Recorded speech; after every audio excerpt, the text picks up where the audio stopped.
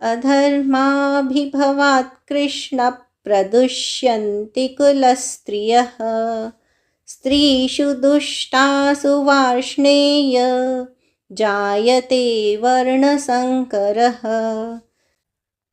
हे कृष्ण, पाप के अधिक बढ़ जाने से कुल की स्त्रियां दूषित हो जाती हैं।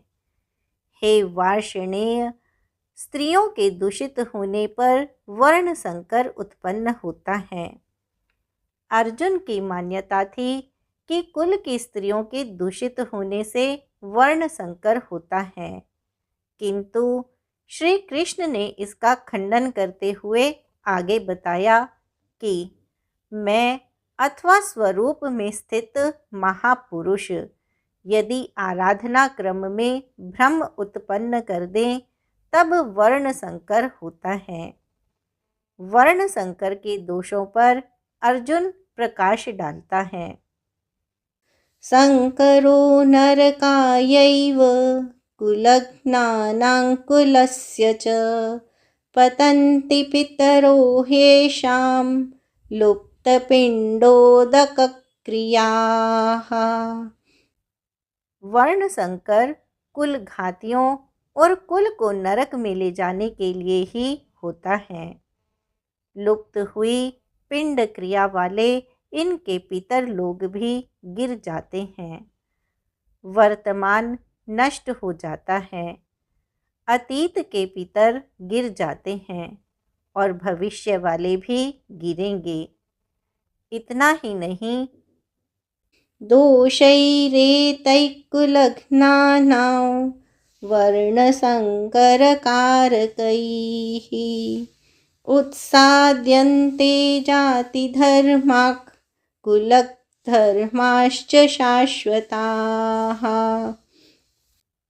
इन वर्ण संकर कारक दोषों से कुल और कुल घातियों के सनातन कुल धर्म और जाति धर्म नष्ट हो जाते हैं।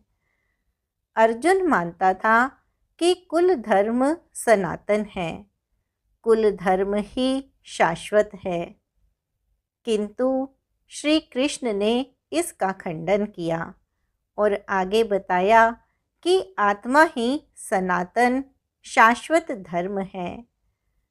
वास्तविक सनातन धर्म को जानने से पहले मनुष्य धर्म के नाम पर किसी न किसी रूढ़ी को जानता है। ठीक इसी प्रकार अर्जुन भी जानता है, जो श्री कृष्ण के शब्दों में एक रूढ़ी है। उत्सन्कुलधर्माणां मनुष्याणां च नार्दन नरके नियतं वासो भवतीत्यनुशुश्रुम। हे जनार्दन, नष्ट हुए कुल धर्म वाले मनुष्यों का अनंत काल तक नरक में वास होता है, ऐसा हमने सुना है। केवल कुल धर्म ही नहीं नष्ट होता, बल्कि शाश्वत सनातन धर्म भी नष्ट हो जाता है। जब धर्म ही नष्ट हो गया तो ऐसे पुरुष का अनंत काल तक नरक में निवास होता है, ऐसा हमने सुना है। देखा नहीं, सुना है। अहो बत महत् पापं कर्तुं व्यवसिता वयं यद्राज्यय सुखलोभेन हन्तुं स्वजनमुद्यताः। अहो, शोक है कि हम लोग बुद्धिमान होकर भी महान पाप करने को तैयार हुए हैं। राज्य और सुख के लोभ से अपने कुल को मारने के लिए उद्यत हुए हैं। अभी अर्जुन अपने को कम ज्ञाता नहीं समझता है। आरंभ में प्रत्येक साधक इसी प्रकार बोलता है। महात्मा बुद्ध का कथन है कि मनुष्य जब अधूरी जानकारी रखता है तो अपने को महान ज्ञानी समझता है, और जब आधे से आगे की जानकारी हासिल करने लगता है तो अपने को महान मूर्ख समझता है। ठीक इसी प्रकार अर्जुन भी अपने को ज्ञानी ही समझता है। वह श्री कृष्ण को ही समझाता है कि उस पाप से परम कल्याण हो, ऐसी बात भी नहीं। केवल राज्य और सुख के लोभ में पड़कर हम लोग कुल नाश करने को उद्यत हुए हैं, महान भूल कर रहे हैं। हम ही भूल कर रहे हैं, ऐसी बात नहीं, आप भी भूल कर रहे हैं। एक धक्का श्री कृष्ण को भी दिया। अंत में अर्जुन अपना निर्णय देता है। यदि माम प्रतीकार मशस्त्रं शस्त्रपाणयः धार्तराष्ट्रारणे हन्युस्तन्मे क्षेमतरं भवेत्। यदि मुझ शस्त्र रहित ना सामना करने वाले को शस्त्रधारी धृतराष्ट्र के पुत्र रण में मारे, तो उनका वह मारना भी मेरे लिए अति कल्याणकारक होगा। इतिहास तो कहेगा कि अर्जुन समझदार था, जिसने अपनी बलि देकर युद्ध बचा लिया।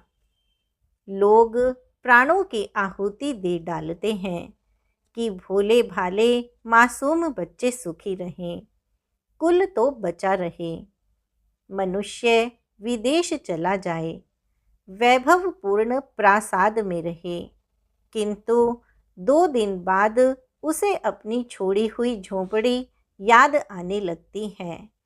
मोह इतना प्रबल होता है।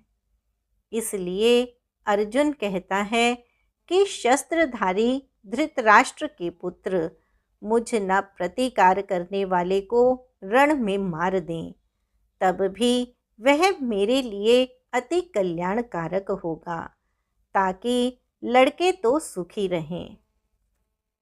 संजय उवाच एवमुक्त्वार्जुनः संख्ये रथोपस्थमुपाविशत् विसृज्य सशरं चापं शोकसंविघ्नमानसः।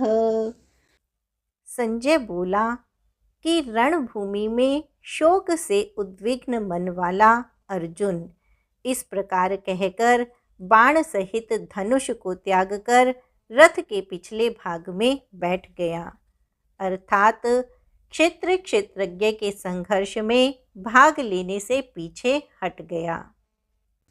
ओम तत्सदिति श्रीमद्भगवद्गीतासु उपनिषत्सु ब्रह्म विद्यायां योगशास्त्रे श्रीकृष्णार्जुन संवादे अर्जुन विषाद योगो नाम प्रथमोऽध्यायः।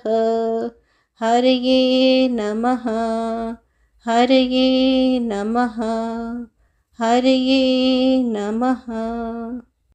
इस प्रकार श्रीमद्भगवद गीता रूपी उपनिषद एवं ब्रह्म विद्या तथा योग शास्त्र विषयक श्री कृष्ण और अर्जुन के संवाद में संशय विषाद योग नामक प्रथम अध्याय पूर्ण होता है।